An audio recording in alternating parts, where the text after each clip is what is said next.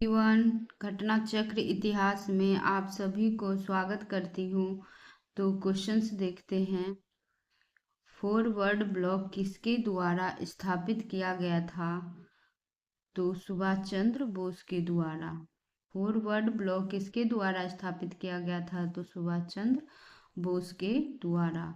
Next question है, किस घटना और किन घटनाओं ने ब्रिटिश प्रधानमंत्री क्लीमेट एटली को सदमा पहुंचाया, जिसने घोषणा की ब्रिटिश साम्राज्यवाद की इमारत को एक बड़ा झटका लगा?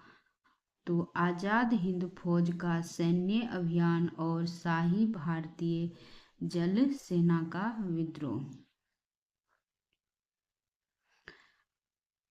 आज़ाद हिंद फौज का सैन्य अभियान तथा शाही भारतीय जल सेना के विद्रोह जैसी घटनाओं से ब्रिटिश प्रधानमंत्री क्लीमेट एटली को सदमा पहुंचा था। इन घटनाओं से प्रभावित होकर उन्होंने यह घोषणा की, इससे ब्रिटिश साम्राज्यवाद की इमारत को एक बड़ा झटका लगा था। नेक्स्ट क्वेश्चन है, भारतीय राष्ट्रीय सेना की स्थापना किस वर्ष में हुई? भारतीय राष्ट्रीय सेना की स्थापना किस वर्ष में हुई? तो इसका आंसर हो जाएगा सी, 1942 ईस्वी में। व्यवहारिक रूप से सैन्य इकाई के रूप में इंडियन नेशनल आर्मी का गठन 15 जुलाई 1942 ईस्वी में कैप्टन मोहन सिंह द्वारा प्रारंभ कर दिया गया था, किंतु इसके गठन की औपचारिक घोषणा जुलाई 1942 ईस्वी में की गई थी। उल्लेखनीय है कि मलय क्षेत्र में भारतीयों द्वारा अपना राजनीतिक संगठन all Malay Indian independence league का गठन किया गया था। इसकी अध्यक्षता के लिए रास बिहारी बोस को आमंत्रित किया गया था। जून 1942 ईस्वी में संपन्न बैंकॉक सम्मेलन में एक काउंसिल ऑफ एक्शन एवं प्रतिनिधित्व समिति के गठन का प्रस्ताव किया गया था, जिसे इंडियन इंडिपेंडेंस लीग तथा इंडियन नेशनल आर्मी के मध्य समन्वय तथा अधीक्षण का दायित्व सौंपा गया था। रास Bihari Bose council of action के अध्यक्ष बनाए गए थे, जबकि के मेनन और नेघाम राघवन और नामरिक सदस्य तथा मोहन सिंह गिलानी सैनिक सदस्य थे। जापानियों से मोहन सिंह के वैचारिक मतभेद के कारण दिसंबर 1942 ईस्वी में मोहन सिंह INA के विघटन की घोषणा कर दी, किंतु रास बिहारी बोस ने मोहन सिंह को उनके पद से बर्खास्त कर दिया। बाद में मोहन सिंह जापानी सेना द्वारा गिरफ्तार कर लिए गए। INA के नेतृत्व रास बिहारी बोस ने महानायक सुभाष चंद्र बोस को सौंप दिया। सिंगापुर पहुंचने के 2 दिन बाद 4 जुलाई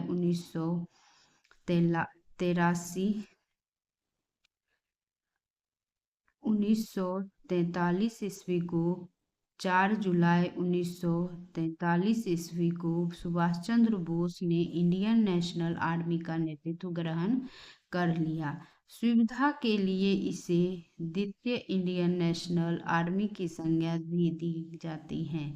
इसे हिंदी में हम आज़ाद हिंद फौज के नाम से जानते हैं। नेक्स्ट क्वेश्चन है,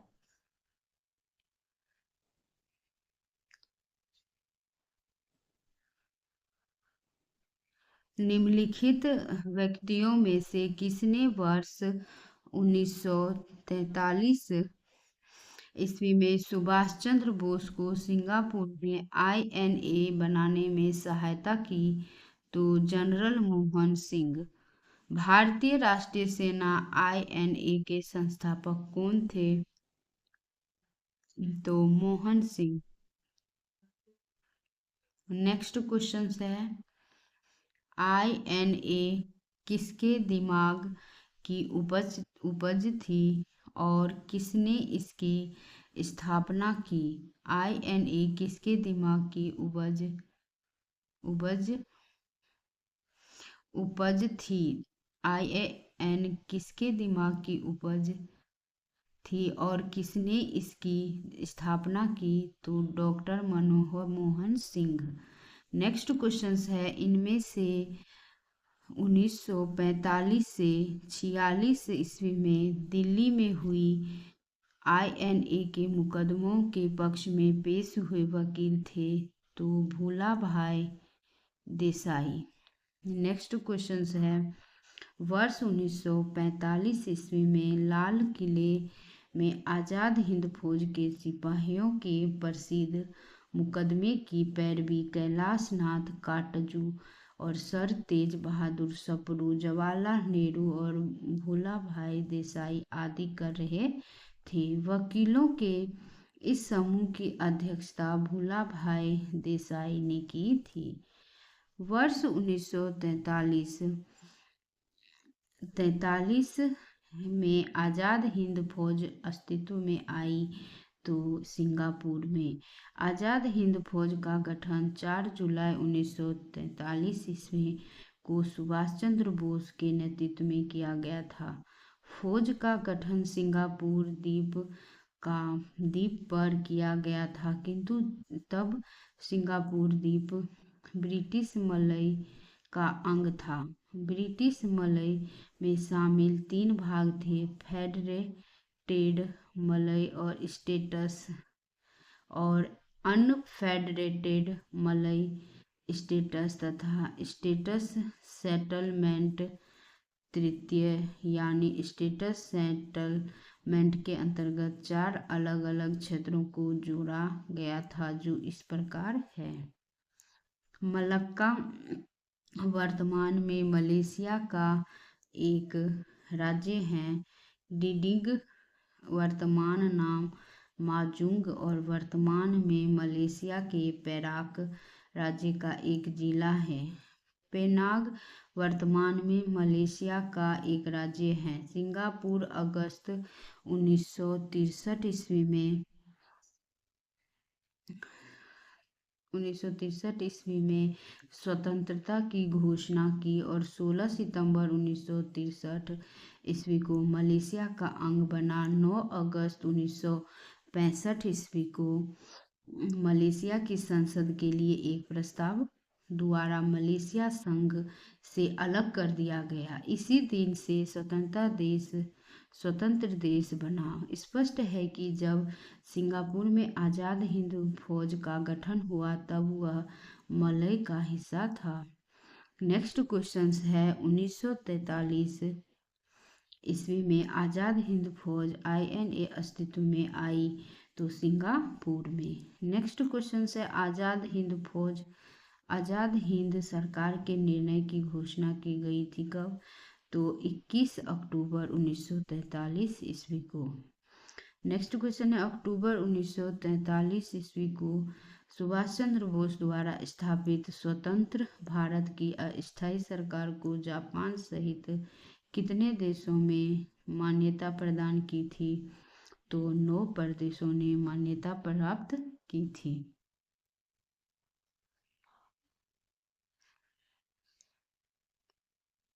वर्ष 1943 ईस्वी द्वितीय विश्व युद्ध के दौरान सुभाष चंद्र बोस द्वारा स्थापित की आज़ाद हिंद की अस्थायी सरकार provisional government of free India को 9 देशों ने मान्यता दी थी। ये देश मुख्यतः घुड़ी शक्तियाँ और जापान द्वारा समर्थित शासन थे। मान्यता देने वाले देशों की सूची इस प्रकार है: जापान, जर्मनी, नाजी शासन और इटली मुसोलिनी की फांसीवादी सरकार, और थाईलैंड, बर्मा, जापान समर्थित सरकार, फिलीपींस जापान द्वारा प्रायोजित दूसरा गणराज्य, मचुकुओ मंचूरिया चीन में जापानी कठपुतली सरकार, सरकार जो है वो यांग चिंगवेई शासन, नानचिंग चीन में जापानी कठपुतली सरकार और क्रोएशिया घुरी राज्य द्वारा समर्थित कठपुतली राज्य। कुछ स्रोतों में स्लोवाकिया या अन्य दूरी संबंध राज्यों का उल्लेख हो सकता है, लेकिन व्यापक रूप से स्वीकृत राज्यों की संख्या 9 ही है, हालांकि ये मान्यताएं प्रतीकात्मक थी। नेक्स्ट क्वेश्चन है, देश के बाहर स्वतंत्र भारत की अस्थायी सरकार को संगठित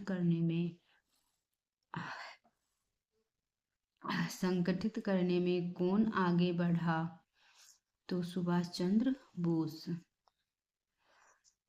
21 अक्टूबर 1943 ईस्वी को स्वतंत्र भारत की अंतिम सरकार की स्थापना सिंगापुर में निर्वासित भारतीयों द्वारा सुभाष चंद्र बोस के नेतृत्व में की गई थी। इसे आज़ाद हिंद या स्वतंत्र भारत भी कहा जाता था। इसी के साथ सुभाष चंद्र बोस ने ब्रिटिश साम्राज्य के विरुद्ध युद्ध की घोषणा की।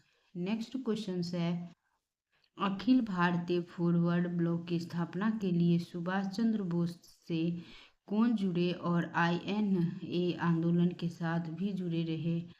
तो शीलभद्र याजी। शीलभद्र याजी बिहार के एक स्वतंत्रता सेनानी थे जो महात्मा गांधी एवं सुभाष चंद्र बोस से जुड़े थे। याजी अखिल भारतीय फॉरवर्ड ब्लॉक की स्थापना के लिए सुभाष चंद्र बोस से जुड़े और INA आंदोलन के साथ भी जुड़े रहे। नेक्स्ट क्वेश्चन है, सुभाष चंद्र बोस ने निकोबार द्वीप को नया नाम था तो स्वराज द्वीप। आज़ाद हिंद फौज के साथ अंडमान एवं निकोबार द्वीप को ब्रिटिश साम्राज्य से मुक्त कराने के बाद नेताजी सुभाष चंद्र बोस ने वहां अपना ध्वज फहराया तथा अंडमान द्वीप का नाम शहीद और निकोबार का नाम स्वराज द्वीप रखा। नेक्स्ट क्वेश्चन है, निम्नलिखित में से कौन आज़ाद हिंद फौज INA से जुड़ा नहीं है? तो SA डांगे।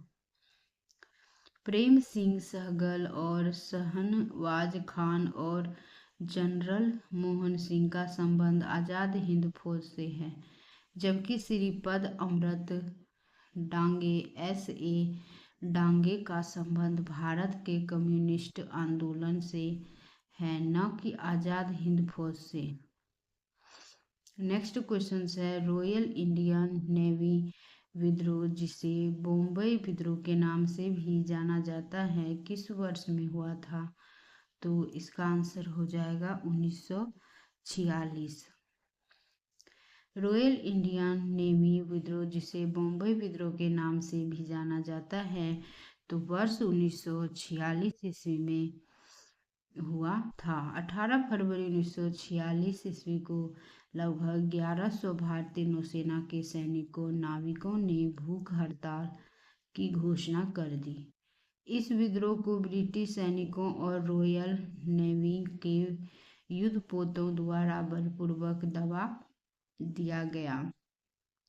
नेक्स्ट क्वेश्चन है, इलाहाबाद में संपन्न कांग्रेस कार्यकारिणी समिति की बैठक में निम्नलिखित सदस्यों में से एक सदस्य भारत के नाजीवाद, फांसीवाद और साम्राज्यवाद विरोधी निश्चित रुख के कारण जापान के विरुद्ध गुरिल्ला युद्ध की अपनी योजना के पक्ष में बहुमत जुटाने में सक्षम हुए? वे थे जवाहरलाल नेहरू।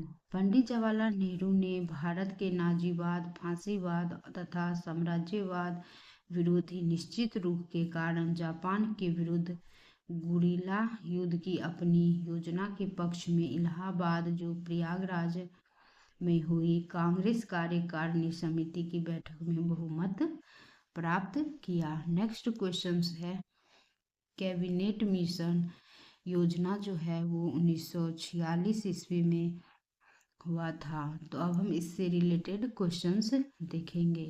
कैबिनेट मिशन निम्नलिखित में से किसके लिए भारत भेजा गया था? तो इसका आंसर हो जाएगा 2, सत्ता के हस्तांतरण के लिए एक संवैधानिक व्यवस्था तैयार करने के लिए। कैबिनेट मिशन 1946 ईस्वी में जिसके अध्यक्ष भारत मंत्री लॉर्ड पैथिक लॉरेंस तथा 2 अन्य सदस्य स्टैफोर्ड क्रिप्स एवं एवी अलेक्जेंडर थे, भारत में सत्ता के हस्तांतरण के लिए एक संवैधानिक व्यवस्था तैयार करने के लिए भेजा गया था। कैबिनेट मिशन की अध्यक्षता किसके द्वारा की गई? तो सर पी लॉरेंस के द्वारा। कैबिनेट मिशन भारत में आया तो कब? एक से अधिक। कैबिनेट मिशन 24 मार्च 1946 ईस्वी को दिल्ली या भारत आया। इसके अध्यक्ष लॉर्ड पैथिक लॉरेंस भारत सचिव थे तथा अन्य 2 सदस्य स्टैफोर्ड क्रिप्स अध्यक्ष बोर्ड ऑफ ट्रेड तथा एवी अलेक्जेंडर नौसेना मंत्री थे। नेक्स्ट क्वेश्चन है, इनमें से कौन 1946 ईस्वी में भारत भेजे गए कैबिनेट मिशन का एक सदस्य नहीं था? तो रैमजे मैकडोनाल्ड। वीडियो देखने के लिए थैंक यू सो मच।